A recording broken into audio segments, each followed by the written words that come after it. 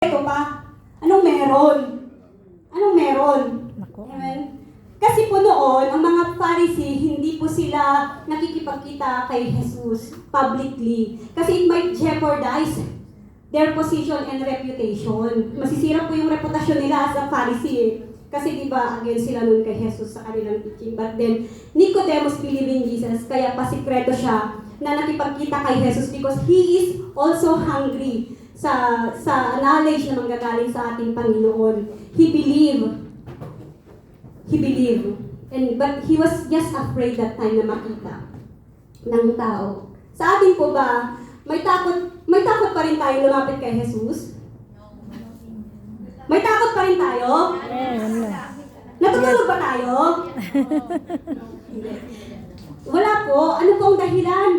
Kung minsan kasi maraming dahilan, kaya po tayo nag-aalinlangan pa rin na lumapit sa ating Panginoon. Amen po ba? Maraming dahilan yan dahil sa ating may mga kasalanan nagawa sa ating buhay. Amen? No one is righteous, we believe that.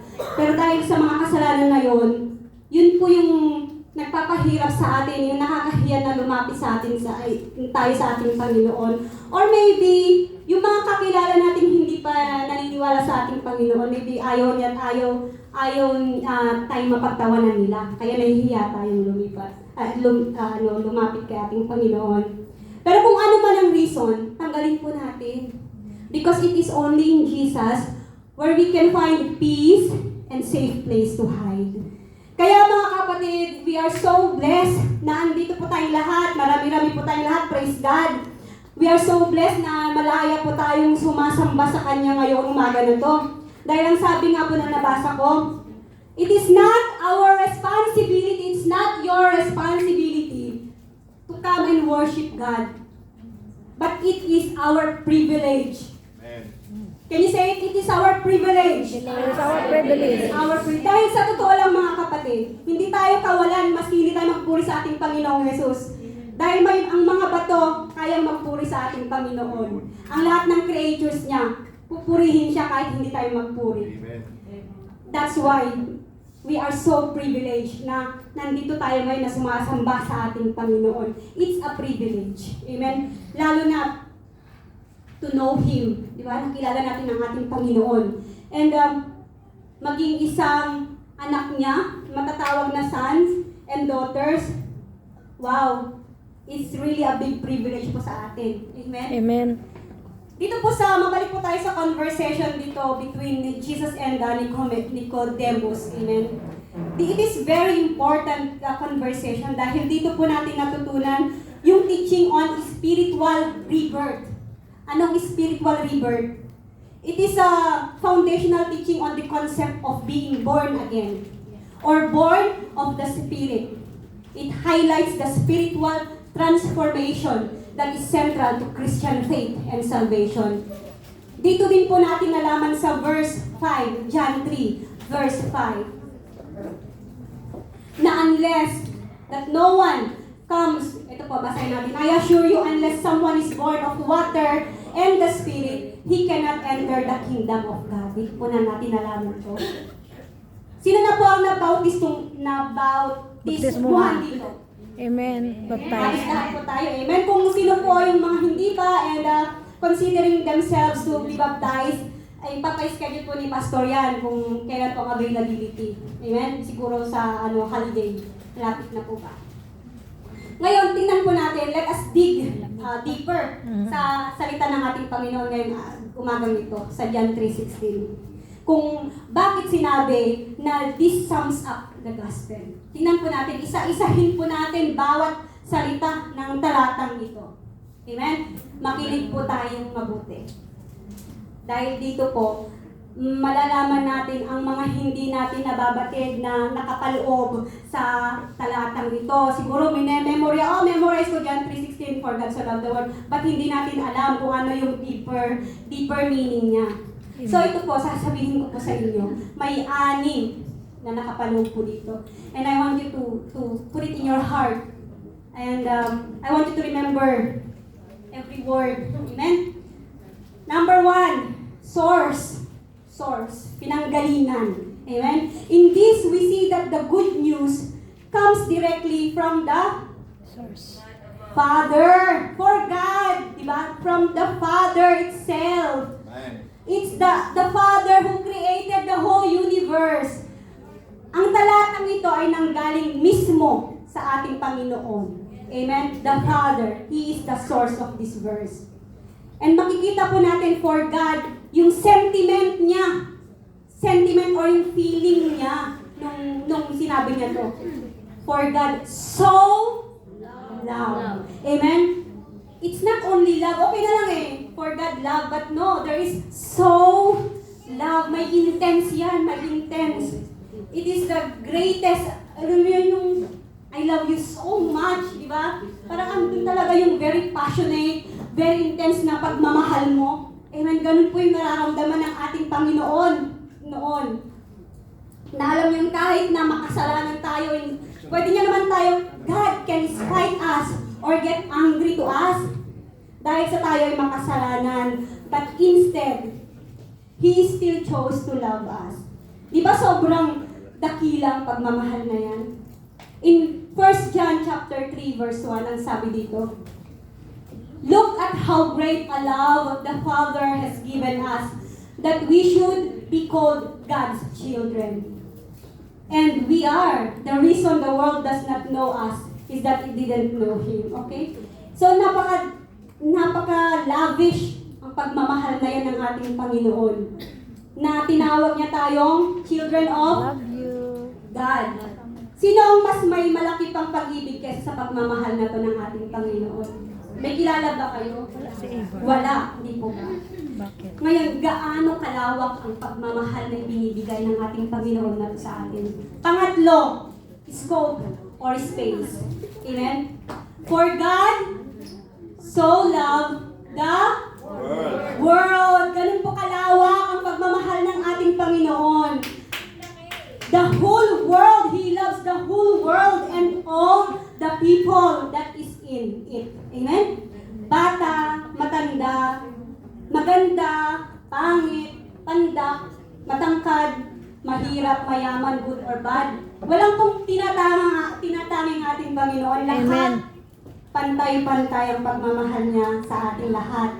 Amen. Ganyan kalawak ang pagmamahal sa atin. We are so lucky na natanggap po natin yung pagmamahal na yon na ipinadama sa atin ng Panginoon yon. Amen. Sabihin niyo nga po, we are so lucky. We're so lucky. We We're are so blessed. blessed. We're blessed. Amen. Not lucky. Pang-apat. Sabi natin, for God For God so loved loved the world. the world. Now, tingnan mo natin yung sacrifice na ginawa niya.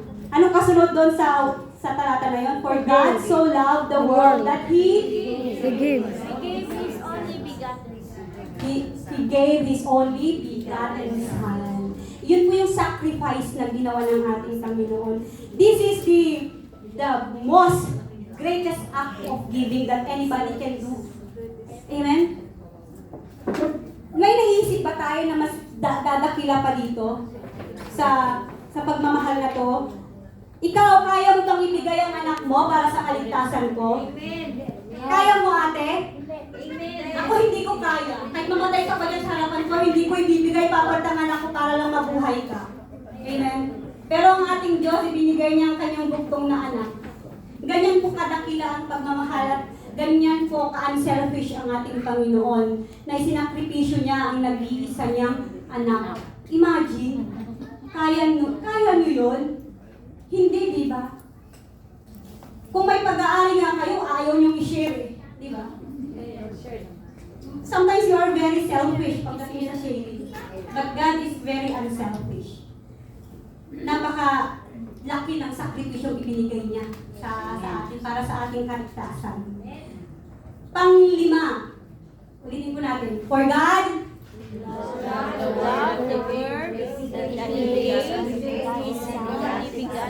now, we will see the greatest, kung kanina, the greatest sacrifice, the greatest giving. Tingnan po natin yung sa part natin, the greatest opportunity po sa atin. Amen? Ang sabi ng John 3:16, whoever believes in, tanungin nyo, sabihin nyo nga, ikaw yung whosoever dito, sa katabi ninyo, sabihin ninyo. Ikaw yung whosoever dito. Whosoever. very great opportunity sa atin na whosoever, ano ba yung whosoever? Tayo yon, tayong makasalanan, tayong ang dami-daming ginawang kasalanan na tayo feeling natin talaga hindi tayo karapat-dapat sa pagmamahal na yon. Binigyan tayo ng ating Panginoon na mabuhay muli. Amen? Tayo yung whosoever na yon. Tayo na isang napakamakasalanan. Yung pagkakakilala natin sa Panginoong Jesus, it is the greatest opportunity na pwede nating malaman eh. Ano sa inyo ang itinuturing nyo na mas matindi pa dito sa opportunity na to? Ano ang mas matindi pa sa pagkakakilala sa ating Panginoong Jesus? Yung bang magkaroon ng magandang work? Is it the greatest opportunity sa atin yun? Or yung may magkaroon ng mataas na sahod? O tumama sa loto? Isipin nyo ang pangyayari sa buhay mo na sa tingin nyo or feeling nyo na yun ang pinakamagandang nangyari sa buhay nyo. Or baka naman iniisip nyo dahil nagkaasawa kayo ng tall, dark, and never mind. Amen. Or yung magkaroon kayo ng girlfriend o boyfriend na foreigner. Amen. Alam niyo, walang daday pa na nangyari sa ating buhay when we started to know and believe in Jesus. Agree po ba kayo? Amen. Amen. When we gave our whole life and heart sa Kanya, that is the best and the greatest opportunity ang makilala ang ating Panginoong Jesus. Amen. Pang-anim. For God, umpisang natin. For God, so loved the world, He gave His only begotten Son, that whoever believes in Him. Ito po, seryoso na po.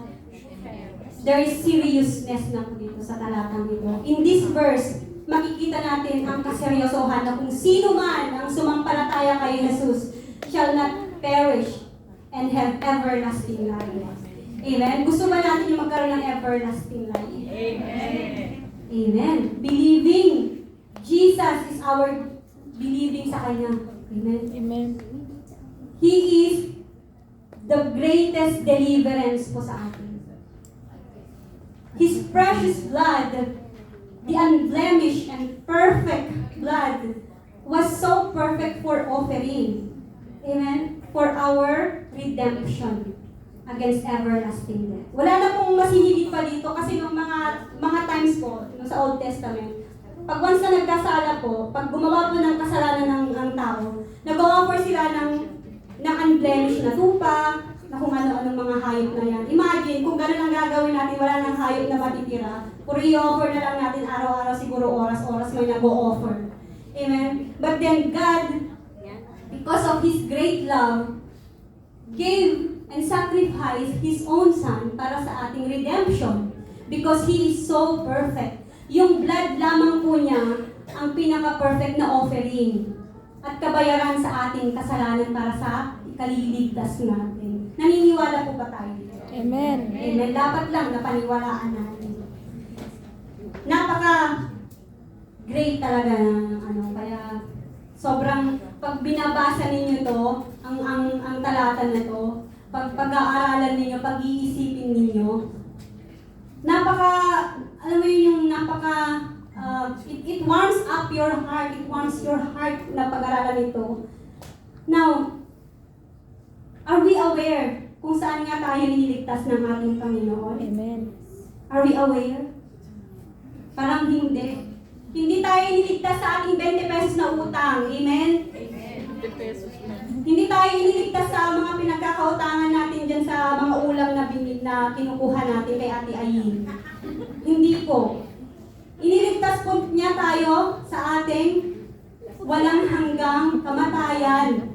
Sa ating kasalanan. Nagpapako siya sa krus na instead of us there hanging, it is Him. Amen? Imagine po yun na dapat tayong nandun eh. Dapat tayo yung nakapako dun eh. Pero siya ang nag-sacrifice, siya ang nag-volunteer para sa namamatay para sa ating kasalanan. Amen. Isipin natin, kung gaano kahalaga ang ginawang ang pagsasacrifice ng ating Panginoon. Dapat ganun din ang ating pasasalamat sa Kanya. Amen? Kung iniligtas ako ni BFF, Ellen, sa pagkakautang ko, ganun din ko siya babayaran. Amen?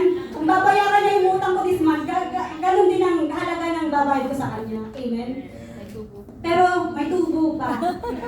Di ba? Pero ang katumbas po ng pagpapakamatay ng ating Jesus para sa atin, hindi po natin matutumbasan yan. Amen? Kaya nga habang tayo nabubuhay, yung pasasalamat natin, dapat walang hanggan. Amen. Amen? Bawat kibot natin dapat, bawat galaw natin dapat may pasasalamat. Amen? Paggising sa umaga, pag nakatanggap tayo ng blessing sa Kanya, thank you, Lord. Amen? Huwag po natin kalilimutang magpasalamat sa Kanya. Kahit na may trials tayo, thank you, Lord. Amen? Ginagawa niyo kami strong. Kulang pa nga ang buhay natin, mga kapatid, na kabayaran. Amen? Dahil imagine, ibinigay ng Diyos ang nag-iisa niyang anak na si Jesus. Bumaba, naging tao, hinubad niya ang pagiging Diyos niya para lang mapako sa krus. Bakit? Dahil sa sobrang pagmamahal niya sa'yo, sa akin. Amen? Kaya, lahat tayo dito, kailangan na isipin natin, bawat galaw natin, isipin natin, oh, Jesus died for me. What can I give back? Mga kapatid, when we start worshiping our Jesus through our praise and worship, gaya ng ginawa natin kanina, that's love. Amen. And when we start giving our finances, That's love. our material things, sa kanyang tahanan, sa kanyang church, that is love. Amen?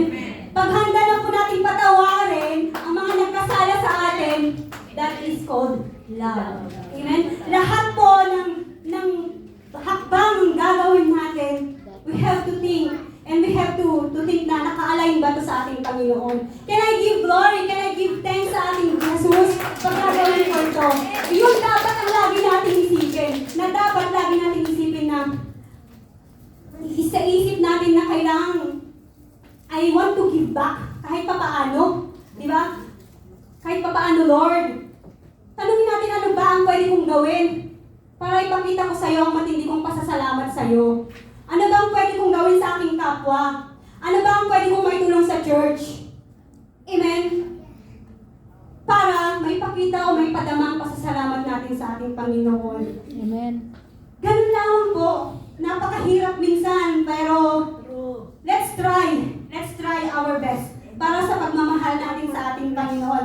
Lalo na pagdating sa love your enemies and pagbibigay, paghugot ng pera. Mahirap po yan sa isang Kristiyano minsan, sa isang tao, but then we have to do it for the glory of our God. Amen? Actually, hindi naman po tayo worthy talaga sa gift niya na to eh.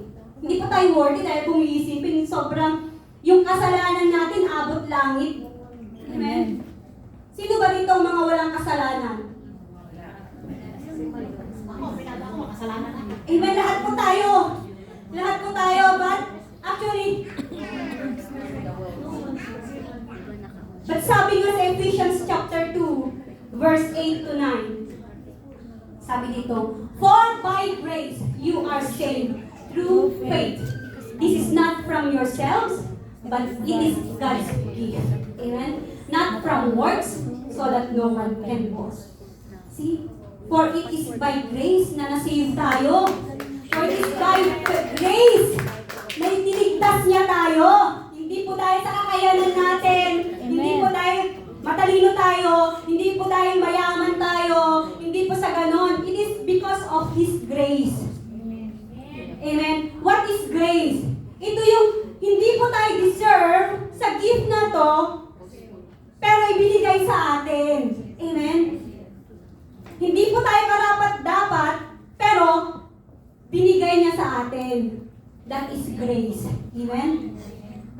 So, ang salvation na yan, ay hindi reward, hindi ang pinaghirapan, but rather it is a gift from our God for our salvation.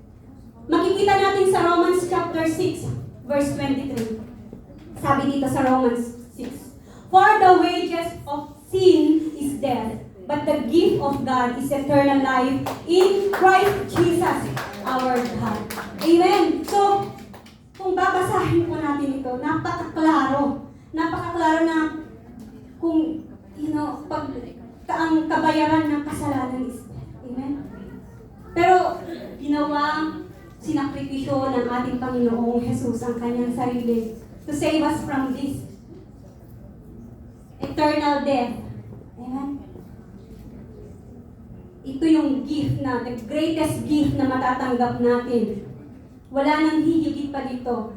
The gift of eternal life na matatagpuan lamang sa ating Panginoong Jesus. Naiintindihan po ba natin? Ngayon, gusto ko po yung ulitin ang talatang nabasa natin. 1, 2, 3, go.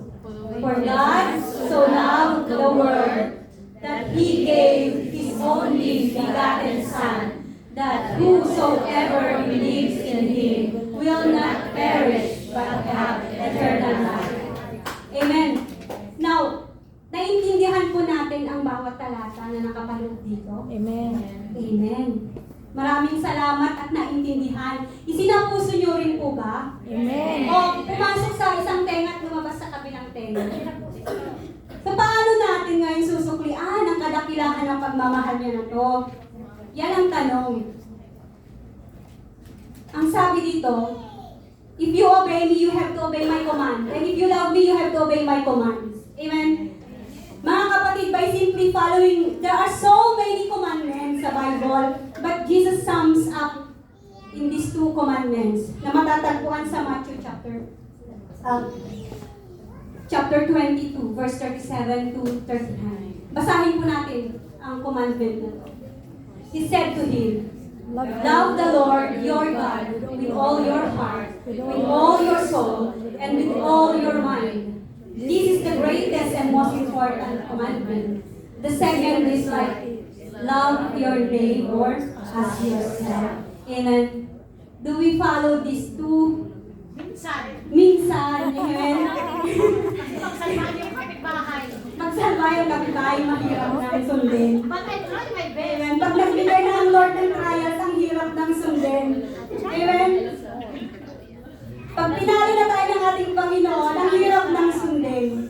Pag pinagsungitan na tayo ng ating kaibigan, ang hirap nang sundin. Pag trinidor na tayo, ang hirap nang sundin. Amen. But we have to obey His commands. Amen. We have to obey. Sa ayaw at sa gusto natin, we have to obey. Minsan napakahirap eh. Ibigin natin ang Diyos ng buong buo, ng buong nating pagkatao. Let us treasure Jesus above all things. And always remember the sacrifice He did para sa atin. Amen. Huwag po natin i-treasure ang pera natin.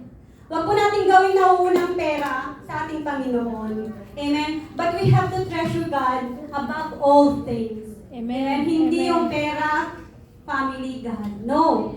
It's always God above, below is everything. Amen? Lagi natin uunahin ang ating Panginoon. Unahin natin siya sa lahat ng bagay at laging siya dapat ang nangunguna sa buhay natin. Sino ang nangunguna sa buhay natin? Ang asawa ba natin? Jesus. Ang employer ba natin? Hindi. Kundi dapat ang ating Panginoong Jesus. Bawat galaw natin, isang bunin natin sa ating Panginoong Jesus kung tama ba yung ginagawa natin. Amen? Hindi yung nagawa mo natin, sasabihin mo, ay, tama kaya Lord, pero nagawa mo na. So dapat bagong lahat, sumangguni tayo sa ating Panginoon. We have to put Him first above everything. Amen? Gawin natin siyang sentro ng buhay natin. And believe that He is the only way, the truth, and the life. Pagsilbihan natin siya habang may lakas pa tayo, hindi yung uugod-ugod na tayo na hindi na tayo makalakad dahil sa arthritis. Amen? Dahil kukuba-kuba na tayo. Amen? Kailangan tayo, mga bata pa tayo, pagsilbihan natin siya Habang may lakas tayo. Amen? Habang nakakarinig pa ang ating tenga. Kasi mahirap namang may makipag-usap sa'yo, makikipag-usap ka about kay Jesus, hindi mo marinig. Mahirap yung sumisigaw yung kausap mo, nakakasakit din sa lalamunan. So, kailangan na habang matigas pa ang ating mga buto, habang nakakarinig pa tayo, habang malinaw pa ang ating mga mata, mag-serve tayo sa ating Panginoon. At habang may kabuhayan pa tayo, alam ko may mga trabaho tayo. Amen? Ang ilan dito siguro naghahanap, but then praise God. Next, sa susunod, magkakaroon na yung mga trabaho. And habang may resources tayo, magbigay naman tayo sa ating Panginoon. Amen? It is the act of worship din. Amen? Huwag po natin pagdamutan ang ating services ang ating Panginoon. Lord, may part-time ako eh. Mamaya ka na lang. Di ba? Lord, mamaya na lang kasi may gagawin pa ako. Huwag po ganon. Lord, may utang pa akong kailangan bayaran na magpadala pa ako ng Pilipinas. Mamaya ka na, saka na lang ikaw. Huwag po ganon. Kailangan we always prioritize our Lord sa lahat ng bagay. Amen? And we have to always remember kung saan niya tayo ililigtas. Kung paano tayo iniligtas ng ating Panginoon. Kasi minsan, pag hindi natin iniisip na niligtas ako ni Lord dahil sa ganito. So, pag iniisip mo na na parang nagiging prideful ka na you think that because of your strength, that because of your ability, hindi na nanggagaling kay Lord yung kaligtasan. No. We always have to think yung pagkamatay ng ating Panginoon sa krus para sa ating kaligtasan.